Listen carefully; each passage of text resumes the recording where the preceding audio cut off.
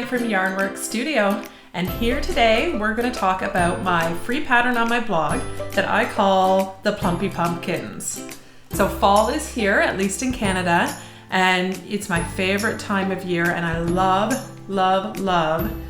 the decor and the colors and the sweaters and the shawls and all of that.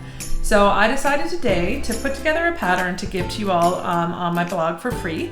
So you can go and find it at yarnworksstudio.com and search for Plumpy Pumpkins. And it's a free crochet pattern. I'm going to show you the pattern. I'm going to show you what it looks like, talk about the materials, how you can select your own and what you'll need to do it. And then I'll have another video that actually has the full tutorial where you can make it alongside with me if you don't want to read the written pattern that's on my website. So let's get started. Obviously, pumpkins are a huge part of decor in general for the fall, and lattes and whatever else you pumpkin spice up. But yeah, I really love what a pumpkin looks like and how it can just play with decor. So here it is. Here's my Plumpy Pumpkin. Now this one is done in a worsted weight yarn, and ironically enough, the color is called pumpkin. So the color is called Pumpkin, and it's actually a loops and thread impeccable solids that I got from Michaels.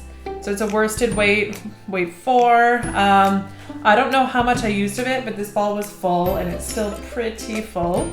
And so it's a great project for scrap yarn as well. You can see all my scraps here behind me. When I do the project, I'm actually going to pick one of my scraps from my bin of scraps, and hopefully I know what kind of yarn it is. But anyways, the pumpkin has 5 sections.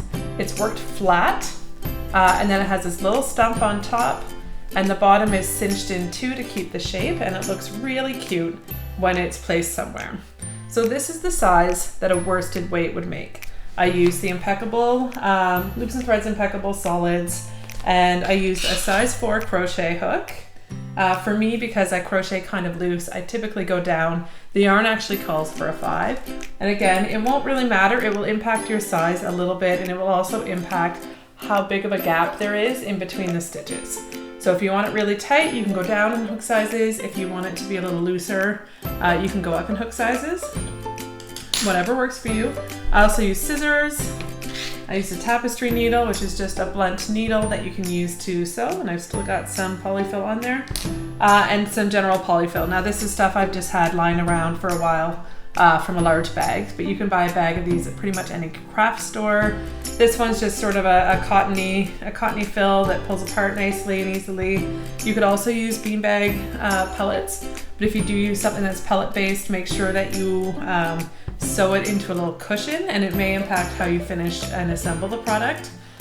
You could also, when you're selecting your polyfill material, I would say make sure that you're selecting things that are new materials that are rated safe to use, especially if you're going to have kids use it or sell them.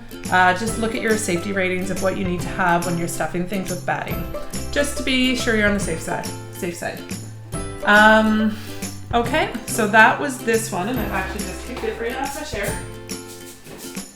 So I'll go get it.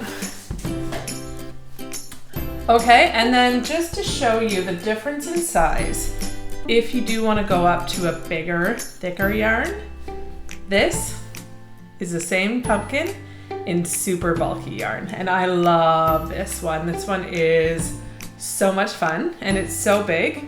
It's not too big, you can see it beside my body, but compared to the worsted weight, this is the difference. If you wanted something kind of in between, you could use a bulky. If you did want something smaller than this little guy, use a sport weight, use a fingering weight. Again, just make sure that the tightness of your stitches makes sense to hold the filling in.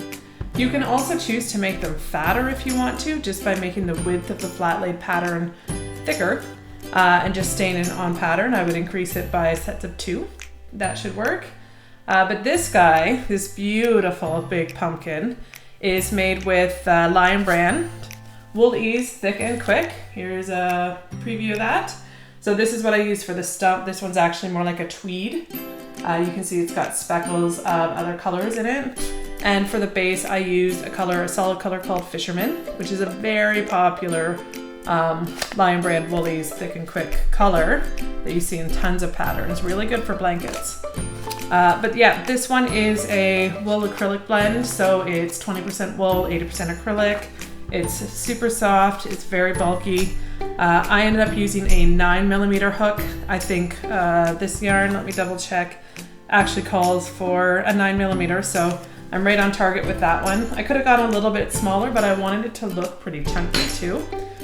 So again, it all kind of depends on how tight or loose you want the holes to be in your double crochet sections. But I'll show you a little bit closer up here.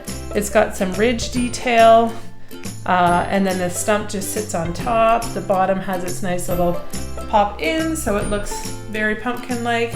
I'll show you some really cool pictures of it as well on my blog and throughout the video. I think that's kind of it for what this is. Very flexible pattern. For the big super bulky one, I did use a full ball of the Lion Brand Woolies Thick and Quick in this fisherman color.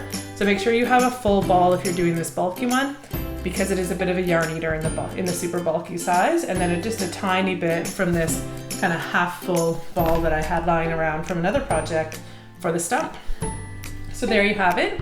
These are the Plumpy pumpkins, and you can find the pattern on my website at yarnworksstudio.com. That's Yarnworks with an X. And happy crafting. Stay safe, everyone.